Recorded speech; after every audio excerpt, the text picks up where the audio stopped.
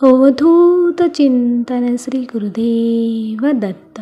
श्री स्वामी समर्थ. जय जय स्वामी समर्थ. नमस्कार प्रेमळ स्वामी भक्त हो. तुमचा आपल्या महाराजांच्या भक्तिमार्ग एक मार्ग स्वामी सेवेचा ह्या यूट्यूब चॅनलवर मनापासून स्वागत. भक्त हो, आपण सर्वजण स्वामी सेवेकरी आहोत. आपण सर्वजण मनापासून अगदी निस्वार्थ भावनेने स्वामींची सेवा करत असतो. आपल्याला जे काही हवं असतं ते स्वामी महाराज आपल्याला मिळवून देतात. पण भक्त हो, जेव्हा आपण संकटात असतो किंवा काही अडचणींमध्ये असतो तेव्हा आपण आपल्या आईला म्हणजेच स्वामी आईला हाक मारतो आणि स्वामी आई ही त्यांच्या लेकरांच्या हाकेला नक्कीच धावून येत असते. ती कधीकधी कोणत्याही रूपामध्ये येते आणि आपली नकळतपणे मदत करून जाते आणि आपल्याला ते समजतसुद्धा नाही. असाच ह्या ताईंना आलेला हा अनुभव आहे. ह्या ताई देखील कोणत्या तरी विचारामध्ये होत्या आणि त्याचे उत्तर त्यांना स्वामी महाराजांनी कशा प्रकारे दिले ते आपण आजच्या ह्या अनुभवामध्ये पाहणार आहोत. म्हणून आजचा हा अनुभव अगदी शेवटपर्यंत ऐका. आणि तुम्ही पण जर स्वामींची सेवा करत असाल, जर तुम्ही स्वामींचे भक्त असाल तर कमेंटमध्ये श्री स्वामी समर्थ जरूर टाईप करा आणि व्हिडिओला लाईक करून जर आपल्या महाराजांच्या भक्तिमार्ग एक मार्ग स्वामी सेवेचा ह्या यूट्यूब चॅनलवर नवीन असाल तर आत्ताच सबस्क्राईब करून स्वामी भक्तांना जॉईन व्हा. स्वामी भक्तांना स्वामी भक्त जोडूया आणि प्रत्येक कुटुंब स्वामीमय करूया. श्री स्वामी समर्थ. जय जय स्वामी समर्थ. चला तर मग आजच्या या सुंदर अनुभवाला सुरुवात करूयात. तर ह्या ताई सांगतात की त्यांचं नाव कल्पना महाडिक आहे. त्या खूप वर्षांपासून स्वामींची सेवा करतात. अगदी लग्नाच्या पूर्वीपासून. त्यांचे लग्न आत्ता जानेवारीमध्ये झालेले आहे. त्यांच्या लग्नाला फार काही दिवस झालेले नाहीत. ताई सांगतात की मी लग्नापूर्वीपासूनच स्वामींची सेवेकरी आहे. माझी आई स्वामींची भक्त होती. ती स्वामींची सेवा करत असायची. तिचा स्वामींवरती खूप विश्वास होता. म्हणून मी पण स्वामी सेवेत आले आणि स्वामींची सेवा करू लागले. माझं लग्न आत्ता जानेवारी महिन्यामध्ये झालेले आहे. मला खेड मंचर या इथे दिले आहे. परंतु माझे मिस्टर मुंबईला जॉबला असतात. म्हणून लग्नानंतर मी 1-2 महिने गावी राहिले आणि नंतर मी मुंबईला गेले. मी आणि माझे मिस्टर आम्ही दोघंच मुंबईमध्ये राहतो. सासू सासरे हे गावी खेड मंचरलाच असतात. काय झालं, मी नवीन जेव्हा तिथे राहायला गेले होते तेव्हा मला फार काही तेथील माहीत नव्हते. मिस्टर सकाळी जॉबला जायचे आणि संध्याकाळी परत यायचे. मिस्टरांना कुठे फिरायला वगैरे जायलासुद्धा वेळ मिळत नव्हता. अगदी आठवड्याचा 1 दिवस सुट्टी असायची रविवारी, पण तो दिवससुद्धा आम्ही घरीच घालवायचो. कारण आठवडाभर काम केल्यामुळे मिस्टर फार थकलेले असायचे. कधीकधी ते बाहेर फिरायला घेऊन जात असायचे, परंतु जास्त काही आम्हाला जमत नसायचं. मला एकटीला घरामध्ये खूप कंटाळा यायचा. मग मी स्वामींची सेवा करत असायचे. स्वामींचे जप देखील माझे चालू असायचे. त्यामुळे फारसं काही वाटत नव्हतं. अशीच मी स्वामींचं मग एकदा गुरुचरित्र लावायचं ठरवलं. असं म्हटलं की आता आपल्याला भरपूर वेळ असतो, आपण गुरुचरित्र लावावं. आणि नुकतेच मी आलेली 1-2 महिने झालेले होते. मग मी गुरुचरित्र लावायचं ठरवलं आणि मी गुरुचरित्राला सुरुवात केली.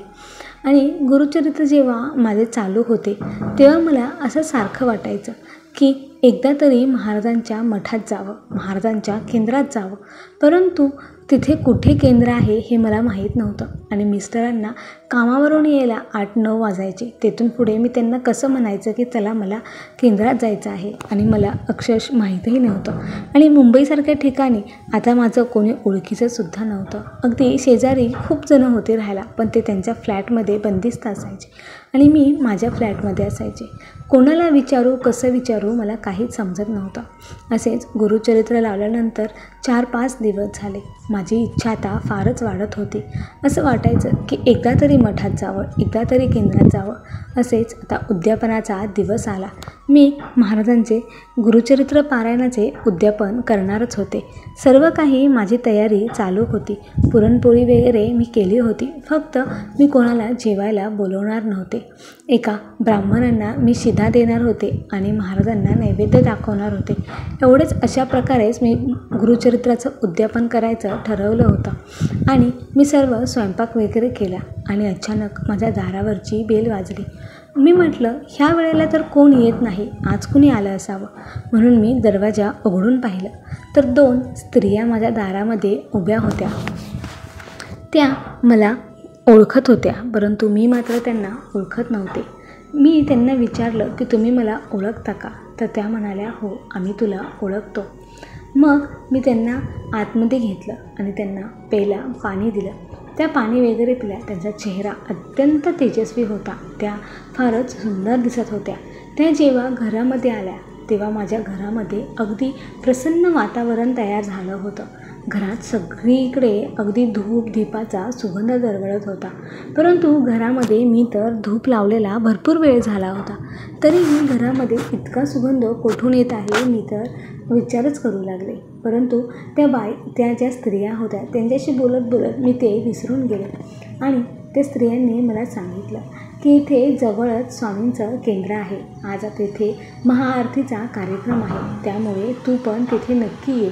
मी म्हटलं की ते कुठे आहे मला माहीत नाही.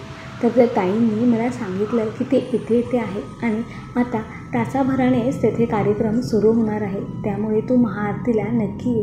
हे मला समजल्यानंतर मला फार आनंद झाला आणि त्या स्त्रिया मला एवढं सांगून महाराजांचं जे काही मी पारायण लावलं होतं त्या पोथीच्या पाया पडून प्रसाद घेऊन त्या निघून गेल्या. त्या गेल्यानंतर मला इतका आनंद झाला, खूप आनंद झाला. मी महाराजांचं उद्यापन केलं, गुरुचरित्राचं उद्यापन केलं आणि लगेच मी तिथे महाआरतीला जाण्याचं ठरवलं. मी सर्व काही आवरून महाआरतीला गेले. मी तिथे गेल्यानंतर त्या 2 स्त्रियांना मी फार शोधलं, परंतु त्या मला कुठेच दिसल्या नाहीत. महाआरती झाली, सर्व काही तेथे प्रसाद वगैरे होता. मी महाराजांच्या मूर्तीला अगदी प्रणाम केला. साक्षात महाराजच माझ्या मदतीला धावून आले होते. म्हणजे माझी जी काही इच्छा होती ती महाराजांनी आज पूर्ण केली होती. त्या 2 स्त्रियांच्या रूपामध्ये स्वतः स्वामी महाराज आणि दत्तगुरू आले होते आणि त्यांनी मला मठामध्ये जाण्याचा मार्ग दाखवला होता. श्री स्वामी समर्थ. तर भक्तांनो, आपली जी काही इच्छा असते ती जरी पूर्ण होत नसली तरीही आपण ती निसंकोचपणे स्वामींवर सोडवावी. ती कशी पूर्ण करायची ते स्वामी महाराज पाहून घेतात. ते कधीच आपल्या भक्ताला निराश करत नाहीत. ते कुठल्या ना कुठल्या मार्गाने येऊन, कुठल्या ना कुठल्या रूपात येऊन आपल्या जे काही अडचण असेल त्याचे उत्तर ते आपल्याला देऊन जातात. फक्त गरज असते ते योग्य ते सांगितलेलं समजण्याची. फक्त स्वामींवरती विश्वास ठेवा. स्वामींनी त्यांच्या भक्तांना जे अभय दिलं आहे की भिवू नकोस, मी तुझ्या पाठीशी आहे, ते स्वामी महाराज नक्कीच पूर्ण करून दाखवत असतात. त्यामुळे स्वामींवरती विश्वास ठेवा. स्वामींची सेवा करत राहा. श्री स्वामी समर्थ. जय जय स्वामी समर्थ. तर भक्तांनो, माझा आजचा हा अनुभव तुम्हाला कसा वाटला हे मला कमेंट करून नक्की सांगा. धन्यवाद. तर भक्तांनो, हे कल्पनाताईंना आलेला अनुभव अतिशय सुंदर होता. तुम्हाला तो कसा वाटला हे कमेंट करून नक्की कळवा आणि कमेंटमध्ये श्री स्वामी समर्थ लिहायला विसरू नका. श्री स्वामी समर्थ. आणि व्हिडिओ आवडला असेल तर लाईक करा, शेअर करा आणि असेच स्वामी समर्थ महाराजांचे अजून अनुभव ऐकण्यासाठी आत्ताच आपल्या भक्तिमार्ग एक मार्ग स्वामी सेवेचा ह्या यूट्यूब चॅनलला सबस्क्राईब करून स्वामी भक्तांना जॉईन व्हा. स्वामी भक्तांना स्वामी भक्त जोडूया आणि प्रत्येक कुटुंब स्वामीमय करूया. श्री स्वामी समर्थ. जय जय स्वामी समर्थ. जर तुम्हाला पण असेच स्वामी सेवेमध्ये काही अनुभव आले असतील आणि जर तुम्हाला ते इतर स्वामी भक्तांसोबत शेअर करायचे असतील तर आत्ताच तुम्ही आम्हाला कमेंट करू शकता. आम्ही ते इतर स्वामी भक्तांपर्यंत नक्की पोहोचवू. श्री स्वामी समर्थ. धन्यवाद.